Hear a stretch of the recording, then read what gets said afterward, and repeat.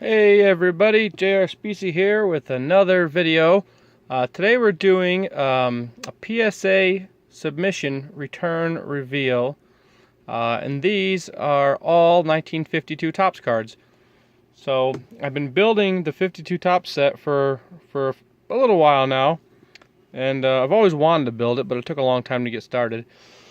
So I finally got, a few cards here, a few cards there. Bought a lot here, bought a group here, and long story short, they're mostly all ungraded, and I really wanted to have just a big slabbed set basically. So I had all these cards graded, and knowing that most of them are going to be low grade and some of them are going to be very low grade, but it didn't really matter to me because I wanted to build a set and have it all graded basically and authenticated. So for those of you who don't know much about the 52 Topps set, here's a Beckett Almanac. You can kind of get an idea. Here you can pause it right there and you can see the values of the different series numbers from 1 through 4. It's a 407 card set, as you can see right here. And some of the numbers don't exist. Or I'm sorry, the master set is going to be redbacks and blackbacks, which are the first 80 cards, and then the regular complete set is just one of each card from number 1 to 407. The last series is extremely high. It's a tough series because that's the series that Cy Berger, not the founder of Topps, but like the father of Topps, at the end of the 52 season, they took all the cards and he would go around to flea markets and fairs and wherever he could, and he would take all these 52 Topps that they had left over that they didn't sell, and they would try to sell them for a penny a card.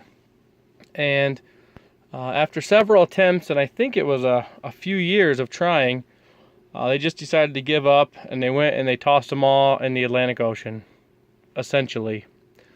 So this happens a lot with the 50s and the 60s and even the 70s cards, and the reason why is because when that last series comes out, it's when the football season starts, and so they start making football cards, and then people kind of lose interest in that season's baseball and they start buying the football. So essentially they make a lot less of the last series because they know they're not going to sell a lot, and probably because they don't want to go and peddle these cards for a penny a piece at flea markets. So anyways, that being said, that's the reason why high number cards are worth so much, because they never made nearly as many because people quit buying cards at the end of the season when those series came out, and they started buying football because football season started. So in case you were wondering, that's the reason why. And here's some prices right here in the left-hand column of some of the high numbers. You see like the Bill Dickey's at $1,800 card. Eddie Matthews rookies books for $10,000. Commons are about $250. And then you see the most famous post-world card of all time right here. Which, this number doesn't really tell you very much of a value because these things are sold all across the board. Like, you can buy a really ugly one for 10 grand. You can buy a super nice one for $35,000. But this has a book price of $30,000, and the card was double printed. So this card was on multiple sheets when they made it.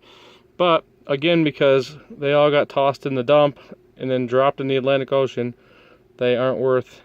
There's far less of them than they made, obviously.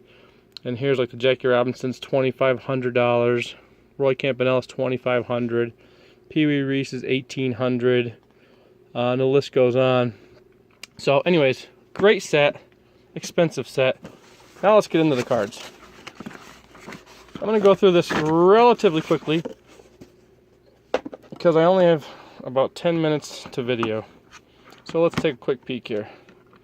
Alright, Walt Dubiel, sorry.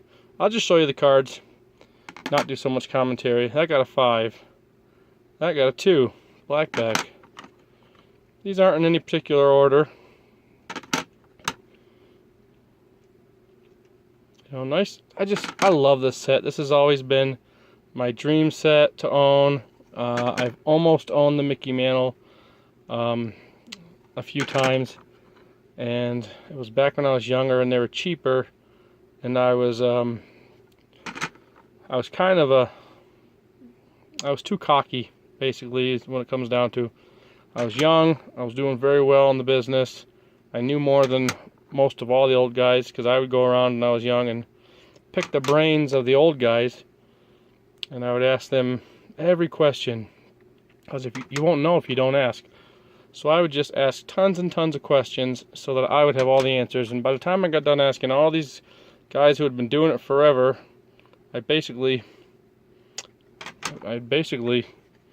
you know, filled my brain with all this great information, and that it took all these people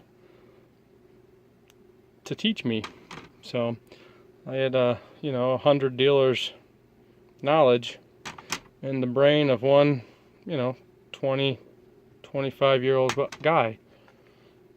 And I've been dealing since I was 17. I got my first tax number when I was 17, so I started doing shows then. And I just never looked back. I've been doing it ever since. You know, I've had the best of the best cards, and I've got a million of the worst cards, you know. So it's been a fun hobby, but I've learned a lot over all these years, and I especially learned a lot when I was young. Like I said, just because of asking lots of questions. Let's see here. There's a nice Yogi. Oh, this one's, I think this is possibly trimmed. It was a beat up card, but I wanted it slabbed anyways. You know, nice Hall of Famer. Nice Yankee great. Anyways, I always wanted to own this set. It took me a long time to get started on it, but I love it. And I'll probably never own the Mickey Mantle unless I trade for it, because at this point in my life, I can't afford to just go out and buy one, even if it's in bad shape. But like I was saying, you know, I've seen ones sell for almost, you know, for 30 grand that are really good looking. Like this, like for example, if it was like this one right here, really, this is a good looking card, but you can't see, it's got a crease. But I've seen them with looking like this, slightly trimmed, no creases. So we're talking about, it's a guaranteed one, great looking card, but you know, because of its being trimmed or whatever, it's basically a guaranteed one. And I've seen them go for some stupid money. You know, I've seen fives like this condition right here. I had one go for $125,000, and then I've seen fives go for $65,000 and $75,000. So the odds of me getting one that looks decent, doesn't have to be a super high grade. I just like it to have a nice eye appeal. But the odds of getting one are slim to none. You know, Jackie Robinson, that's more doable. Even the Eddie Matthews is still a real tough card. The last card in the set, often very miscut, but it's just a tough card. You know, that one might even be slightly out of my reach for a long time. Might be something I have to trade some other high-end stuff for to try to get. But nevertheless, I should, at some point or another, have, you know, at least 3/4 of the set pretty easily. Then it's going to be the big boys that are going to be tough. I'm sorry. Hey, stay tuned for my future videos. I got a 381 card submission coming back, plus 19 packs I got graded. Also got several autographed cards I'd gotten in person, including like 7 Roy Halladay rookie cards that I got autographed in Syracuse at the Sky Chiefs games back in, like, I think 99, possibly 2000. Basically, it was his last couple minutes in AAA, because once he went up to the majors, I don't think he ever came back down. So, great pitcher. I'll tell a story about my experiences with him back in the day. Multiple run-ins with him, because I used to do a lot of autographing. And I'll tell that story when I get the cards back. Which, who knows how long it'll be? They just up their bulk turnaround time to 85 days, which is absolutely horrible. I mean, I literally dropped them off like February 2nd, I think.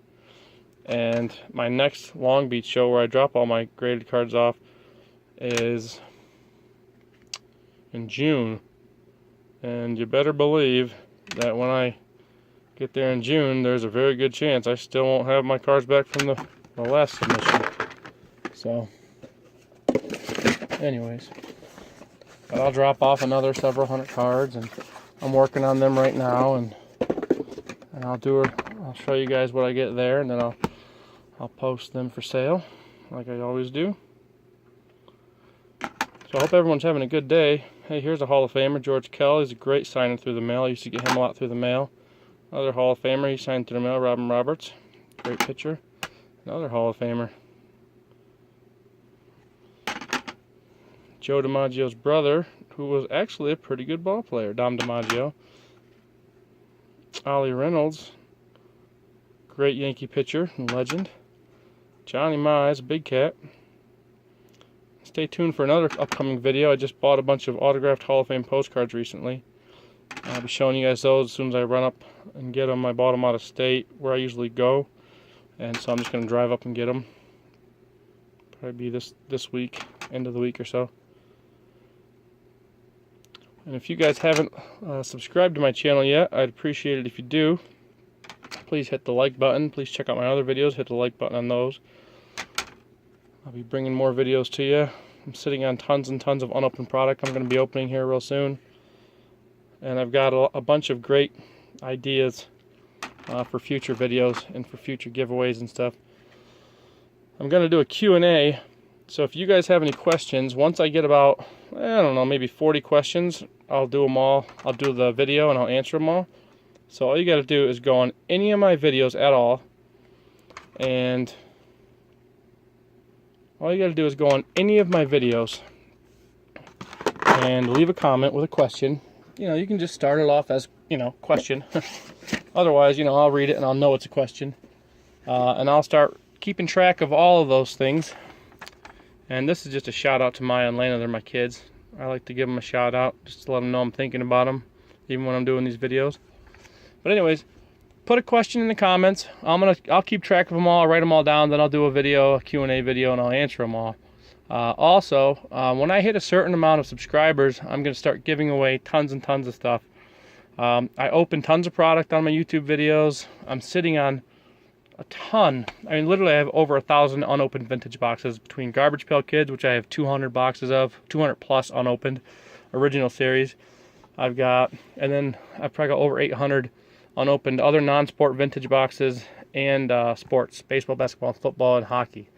So I'll be doing a lot of those openings, but I'm really waiting until I get more subscribers and stuff, you know, and get some more attention on this channel. So if you guys wouldn't mind starting to subscribe, you know, share with your friends. I got a lot of great ideas. I got to know that it's worth doing it, because right now, you know, 27, 28 subscribers, you know, and the money I spend on this stuff, I don't know that it's really worth it, but I really want this channel to work, and I really enjoy doing this, so please subscribe. Also, I'm going to start selling everything that I open. I'm going to do, for $20, I'm going to load a box up and send it to you, or maybe $25 with shipping included.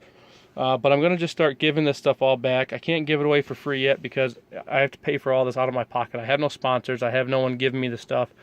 I don't have any of these commercials paying me every time someone watches one of my videos.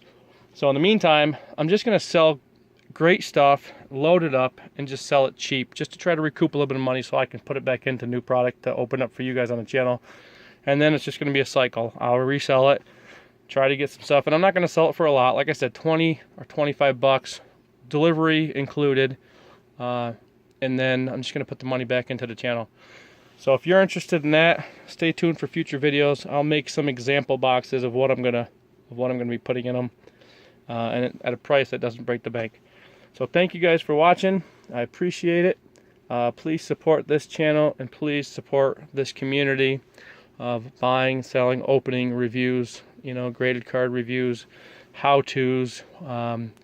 If you have any questions, you know, I really am an expert in sports cards and memorabilia, and I love to help. I like to put comments on other guys' channels to help them when they're doing breaks and openings and reviews.